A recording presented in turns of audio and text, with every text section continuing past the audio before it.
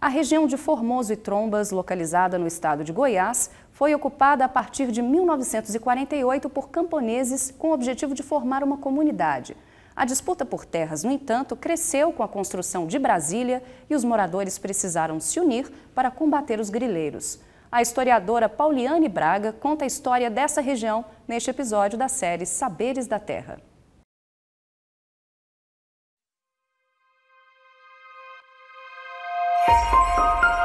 Formoso e Trombas é uma experiência inédita no Brasil, justamente por criar uma comunidade imaginada no sertão, a partir de princípios norteadores espontâneos dos camponeses. É uma criação de uma comunidade a partir de princípios e valores de camponeses que pensaram uma comunidade para si e por si.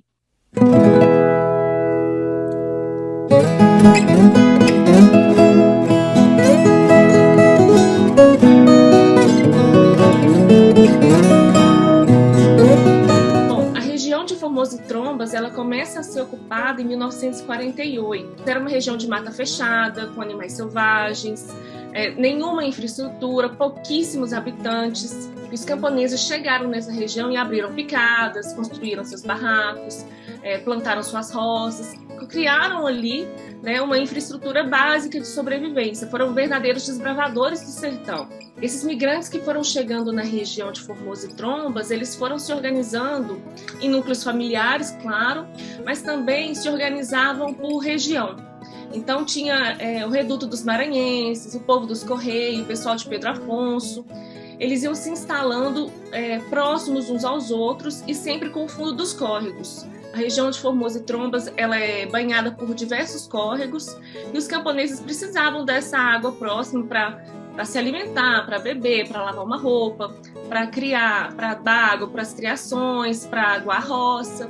Então, a organização espacial foi sempre assim, em núcleos familiares e regionais e no fundo dos córregos. Entre 1948 e 1950, nesses primeiros 2 anos de migração para a região de Formoso e Trombas, os poceiros que lá chegaram puderam trabalhar sossegados. Mas a partir do momento que o número de chegantes foi aumentando muito, alguns fazendeiros, poucos fazendeiros que ali habitavam, começaram a se apresentar como donos daquelas terras e a exigir o pagamento do arrendo ou de parte da produção. Os poceiros, claro, se negaram a pagar porque assim, eles mal tinham o que comer. A produção ainda era muito baixa, porque lembrando que eles chegaram lá e desbravaram aquela região do nada. Então, o que eles tinham colhido nesses 2 anos ainda era muito pouco para eles pagarem qualquer coisa. Então, esse foi o primeiro conflito que teve, quando esses fazendeiros se apresentaram como donos das terras e passaram a exigir o pagamento do arrendo.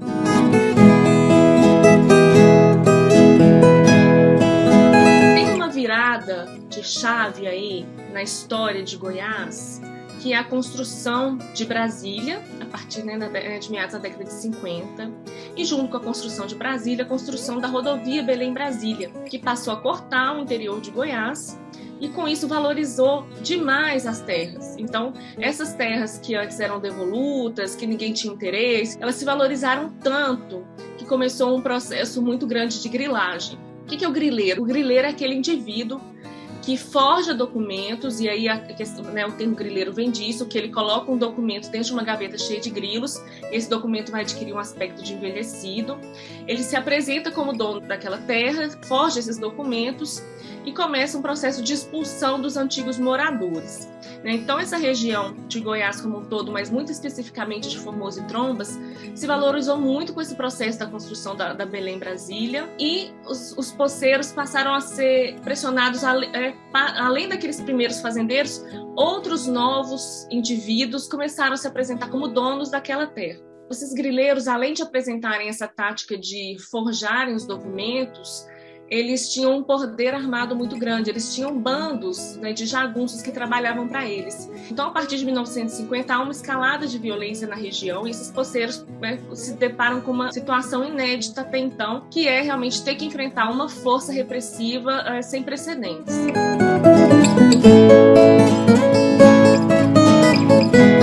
A partir de 1950, 1950 há essa escalada de violência dentro da região de Formoso e Trombas por causa da presença desses grileiros. E de 1950 até 1954, os poceiros vão adotar uma estratégia que a bibliografia chama de legalista. O intuito deles é provar na justiça que aquelas terras eram sim devolutas, não tinham donos e que por isso eles tinham prioridade na compra dessas terras. Nesse momento, um poceiro específico toma a liderança do movimento, que é o José Porfírio.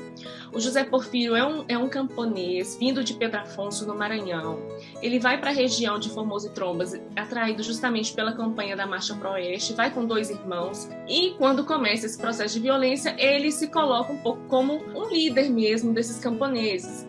O José Porfírio ele vai passar a percorrer os cartórios da região para ver realmente se alguma daquelas terras tinham registro, e vendo as terras que não tinham registro, eles passam a solicitar a prioridade de compra dessas terras. Prova dessa organização dos camponeses logo no início desse movimento, que é uma organização espontânea, os camponeses eles vão organizar várias comitivas para Goiânia, para falarem com o poder, fazerem tratativas com o poder primeiro municipal, né, e depois o estadual. Por fim, esses camponeses vão juntar um dinheiro e enviar José Porfírio para o Rio de Janeiro. O intuito era ter uma audiência privada com o presidente Getúlio Vargas. Os camponeses tinham grande esperança que ele se comoveria, se moveria em nome dos poceiros. O Porfírio não consegue essa audiência, mas ele consegue entregar uma carta endereçada ao presidente que até hoje está na documentação oficial.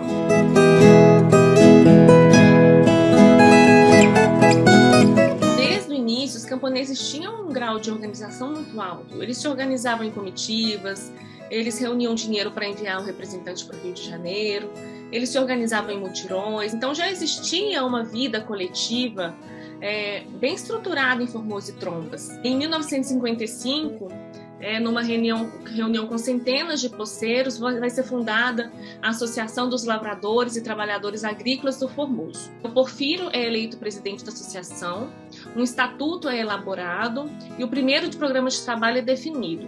Defesa das terras, o incentivo ao cooperativismo e a construção de escolas de hospital para a região. Outra função da associação seria organizar a resistência de fato, frente aos bandos armados, que continuavam a atormentar a região. A estratégia adotada foi a chamada Guerra de Posições.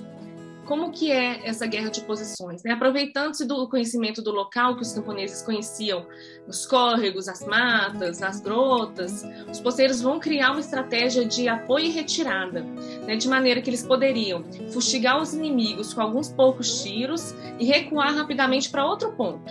Essa tática militar vai possibilitar a vitória dos camponeses em várias batalhas, mesmo em desvantagem militar e numérica, de fato. Há uma mudança estrutural na vida desses poceiros durante esse período de conflito, e esse conflito ele alcança tal complexidade que passa a ser necessária uma outra forma de organização. A associação sozinha não estava dando conta de administrar de forma eficaz toda aquela região conflituosa. Então criou-se um tipo de organização mais dinâmica e horizontal que a associação. E assim surgem os conselhos de córrego. Os conselhos de córrego são núcleos espontâneos de discussão, deliberação e organização. Eles se constituíam a partir dessas comunidades que se formavam nos fundos dos córregos. Como eu disse anteriormente, assim que os camponeses chegavam em Formoso e Trombas, eles se organizavam por núcleos familiares, por núcleos de região, no fundo dos córregos. Então, nesse momento em que as decisões precisavam ser mais rápidas, mais diretas, essas pequenas comunidades que se formaram no fundo dos córregos se transformaram em conselhos deliberativos. Em reuniões mensais, esses moradores discutiam desde questões de fato do conflito, de proteção, de resistência, mas também questões de sobrevivência, como seria o escoamento da produção, a distribuição de terras, estratégias de luta e principalmente as demandas específicas de cada comunidade. Então os conselhos, eles congregavam essas pequenas comunidades e se organizavam deliberando, discutindo Cada localidade tinha seus representantes e todas as questões eram encaminhadas a partir do voto secreto. De tempos em tempos, esses representantes dos conselhos de córrego, eles vão se reunir na Assembleia Geral dos Córregos, de onde sairiam as diretivas gerais da comunidade. É interessante pensar como esses camponeses nunca antes tinham experimentado algo parecido. Quer dizer, eles eram representantes de si próprios, eles votavam, a voz deles era escutada, a opinião deles era levada em conta em igualdade com os outros. Então é uma experiência democrática inédita na vida desses camponeses. Então isso tem uma importância para eles, eles se sentem tão pertencentes àquele lugar e tão relevantes para a estrutura daquele lugar, tão integrados à lógica daquele lugar, que passa cada dia mais a valer a pena, inclusive, arriscar sua própria vida por aquela comunidade criada.